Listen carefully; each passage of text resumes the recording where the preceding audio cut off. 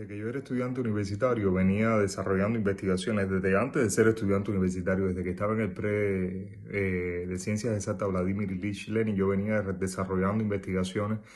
sobre la naturaleza de Cuba. Por supuesto, en una primera fase de aprendiz, pero había preguntas concretas de investigación y trabajos incluso presentados a diferentes niveles de eventos científicos, estudiantiles y demás. Yo pienso que en Cuba siempre hubo de alguna manera sobre mi persona múltiples restricciones como encuadres para poder hacer ciencia. Es decir, siempre habían personas que trabajaban conmigo, que eran supervisores, dijéramos lo que se llamarían tutores en el programa académico de la Universidad de La Habana, que eran temerosos de lo que yo fuera a decir en un evento, de lo que yo pudiera investigar, de las situaciones cómo se pudieran manejar con las autoridades ministeriales, tanto de la pesca como del ministerio naciente en el año 94 sobre medio ambiente, tecnología en Cuba, ciencia, tecnología y medio ambiente, y todos esos, dijéramos, miedos incluso externos, porque yo nunca los sentí, esa es la verdad, eran de personas muy educadas, de personas muy profesionales, de personas insertadas en el sistema de ciencia de Cuba, que por supuesto me duplicaban o triplicaban mi edad, y que de alguna manera tenían un conocimiento, vivencias de algo que yo no había vivido históricamente en lo que era el desarrollo científico de Cuba, personas insertadas incluso dentro de la Comisión de Grados Científicos de Doctor de Cuba. Y estas personas ejercían una influencia sobreprotectora, en mi caso, con la finalidad de que yo pudiera desarrollarme como investigador, pudiera desarrollar lo más importante, las investigaciones de conjunto con ellos y que no hubieran represalias contra mi persona. Eso funcionó en múltiples ocasiones cuando yo hacía intervenciones tanto en congresos extranjeros como en congresos nacionales, donde siempre se decía, no, es que él es una persona muy amante de la naturaleza, él es una persona muy estricta, es una persona muy trabajadora. Bueno, concretándome al evento más importante que ocurrió dentro de mi vida profesional en Cuba como científico, por cuanto ahora soy un simple campesino usufructuario,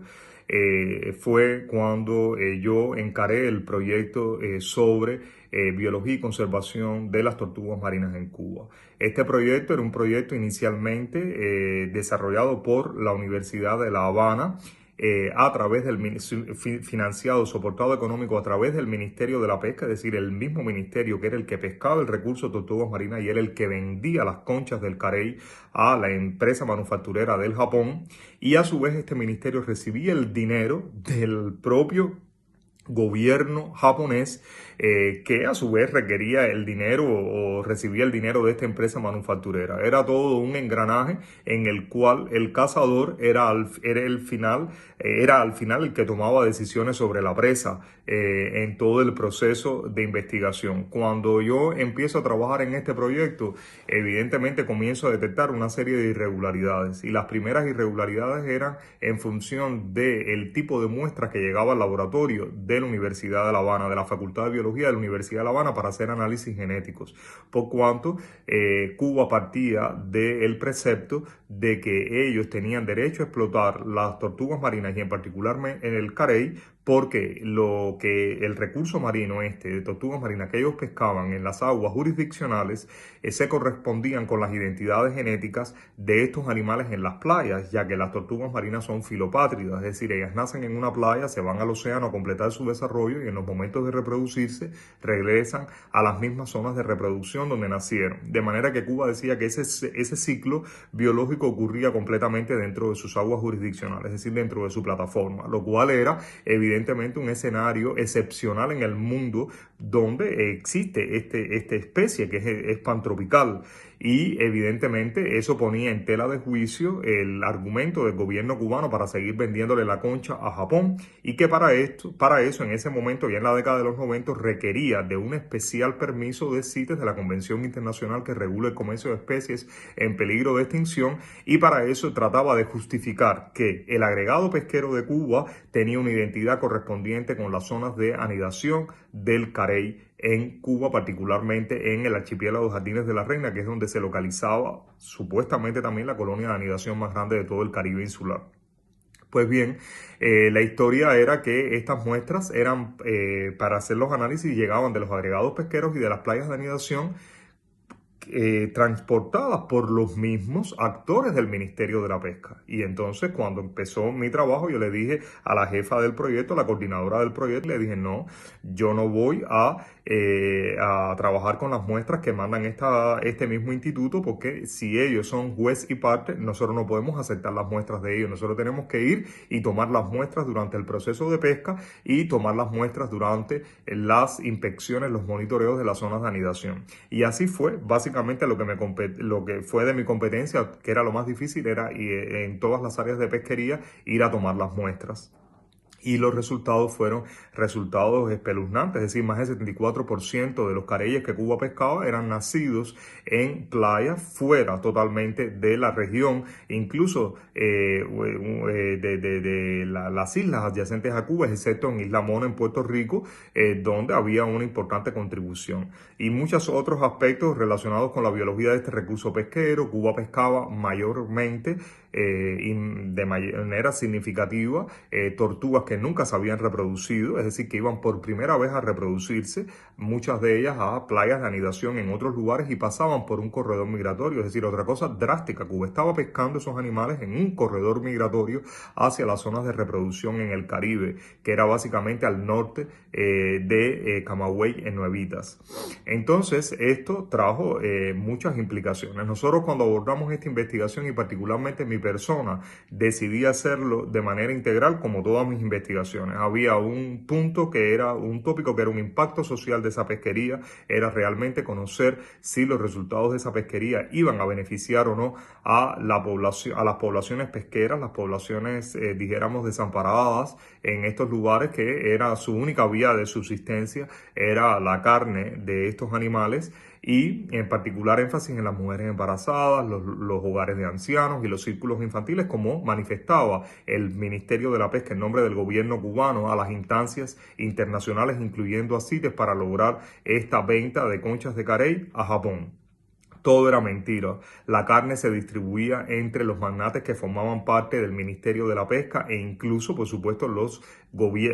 miembros del gobierno provincial y de La Habana, que les gustaba degustar este tipo de manjar.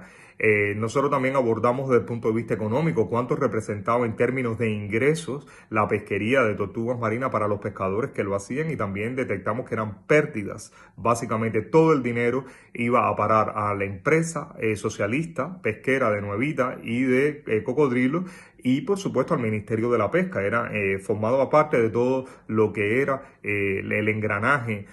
gubernamental del Ministerio de la Pesca. No beneficiaba a los pescadores.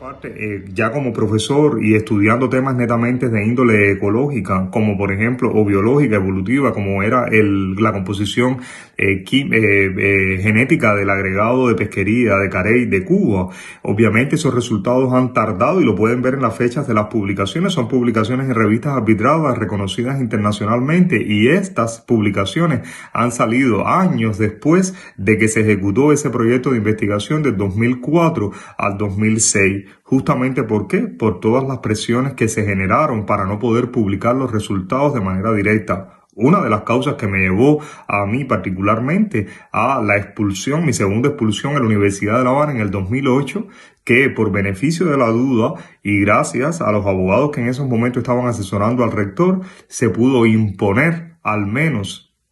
la razón, y según ellos, por beneficio a la duda, no me expulsaron de la Universidad de La Habana, porque me acusaban justamente de mercenarismo, me acusaban de haber dañado la imagen de la política de pesca del ministerio homónimo, que poco después desapareció, porque era verdaderamente un fraude. No era solo un fraude como ministerio, sino era un fraude como ejercicio de labor, de trabajo. Era un fraude completamente. En una isla, un archipiélago que no tiene recursos marinos para poder ofrecer a su población, solamente para venderlos a Europa. Evidentemente se dan cuenta de que es algo totalmente aberrante y obviamente de coartar libertades